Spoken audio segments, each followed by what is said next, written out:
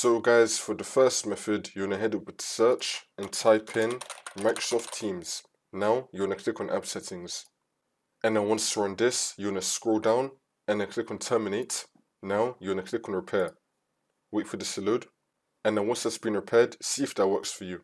If that's still not working, then for the second method, we're going to click on terminate again. Now, you want to click on reset and then click on reset again.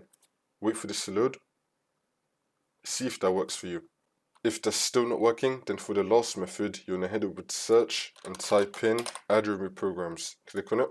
And then once you're on this, we're going to scroll down till we find Microsoft Teams. Now once you find Microsoft Teams, you want to click on the three dots and then click on uninstall. And then you want to uninstall Microsoft Teams. And then once you uninstall Microsoft Teams, you want to head over to search and type in Microsoft Store. Click on it.